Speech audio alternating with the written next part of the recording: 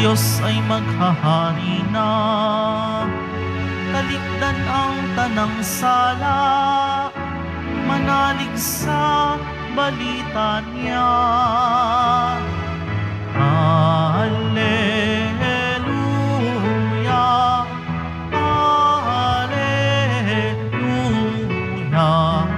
Alleluia.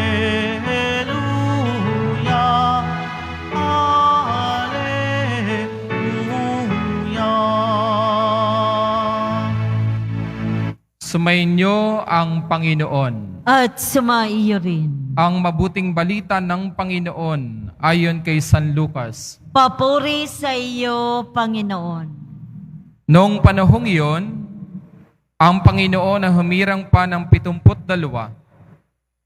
Pinauna niya sila ng dala-dalawa sa bawat bayan at pook na patutunguhan niya. Sinabi niya sa kanila, sagana ang aanihin, ngunit kakaunti ang mga manggagawa. Idalangin niyo sa may-ari na magpadala siya ng mga manggagawa sa kanyang bukirin. Humayo kayo.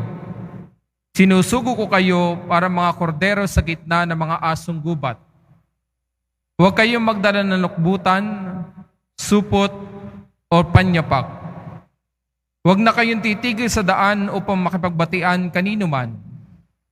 Pagpasok niyo sa alimang bahay, sabihin muna ninyo, maghari nawa ang kapayapaan sa bahay na ito. Kung maibigin sa kapayapaan na nakatira roon, sa kanila ang kapayapaan. Ngunit kung hindi sila magkakamit nito. Manatili kayo sa bahay na inyong tinutuluyan.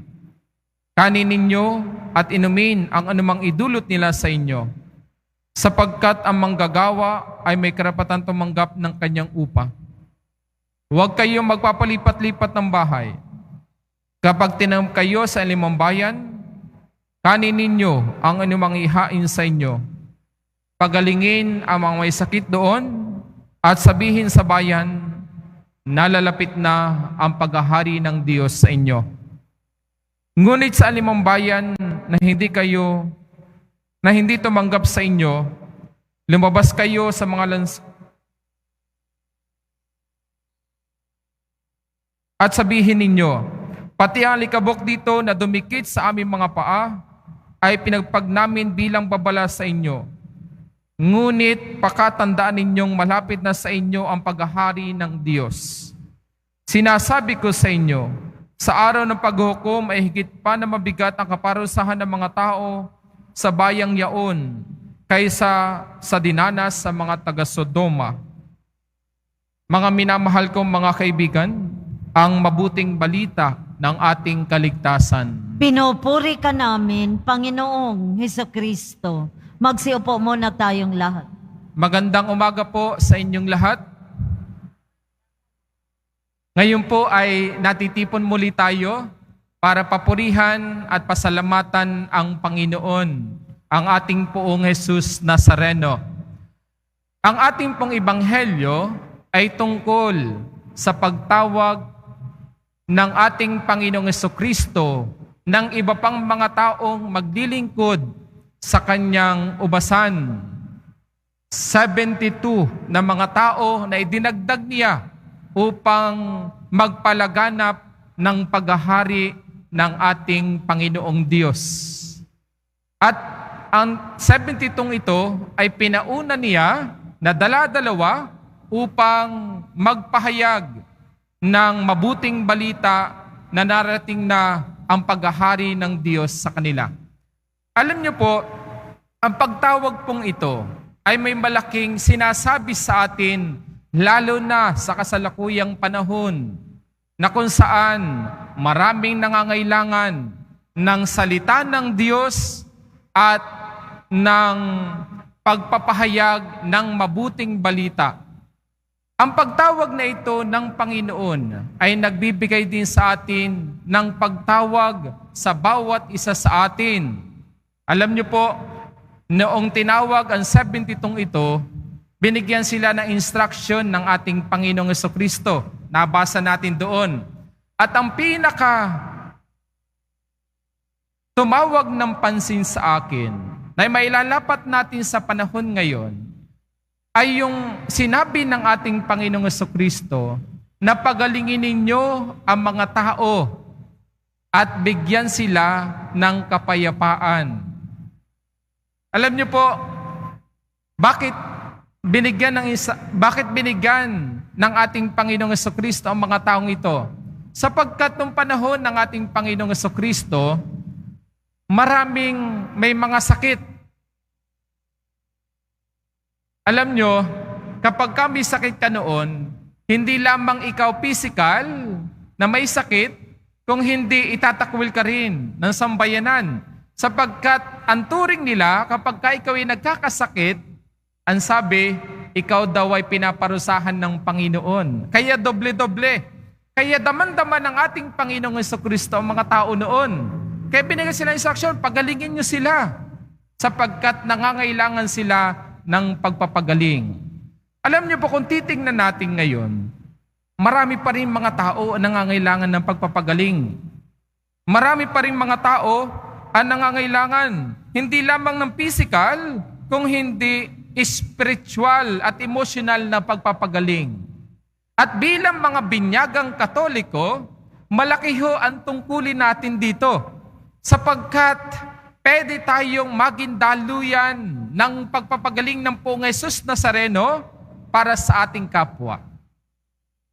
Isa daw ho sa nagiging problema ngayon ng lipunan, maraming mga tao ngayon ang nangangailangan ng atensyon at pakikinig at pagmamahal mula sa mga tao, maging sa kanilang mga mahal sa buhay. Alam niyo po, sa aking 3 taon na bilang pare, marami hong nagsishare sa akin. Nadamandam ako ang punong-punong sugat ng kanilang puso. Problema sa asawa, problema sa anak, problema sa buong pamilya. Hindi nila alam kung saan nila kukuhanin ang kanilang panggastusin sa araw-araw. Nagluloko si mister. Hindi pasaway ang kanilang mga anak. Punong-puno sila, maging ang mga kabataan. Marami nagsishare din sa akin mga kabataan na sabi nila, Father, gusto ko na magpakamatay. Sapagkat sa lahat ng aking ginagawa, hindi naman na-appreciate ng mama at papa ko. Parang hindi nila ako napapakinggan. Na parang ang nakikita na lamang ang aking kapatid na panganay. Hindi nila ako nakikita. Hindi nila ako napapakinggan. Gusto ko na lamang kitilin ang kanilang buhay. Alam nyo, na-realize ko, hindi rin pala mahalaga yung madami kang sinasabi. Yung pakikinig at pagbibigay ng oras para sa kanila ay sapat na upang gumaan ang kanilang pinagdadaanan sa buhay. Kaya nga sa mag-asawa ho dito, kapag may problema ho kayo, mag-usap ho kayo. Napakalago yun. Magbigay kayo ng oras sa isa't isa. Kapag hindi na nagkakasundo ang mag-asawa, baka kulang na ng pag-uusap at pagbibigay ng oras sa isa't isa.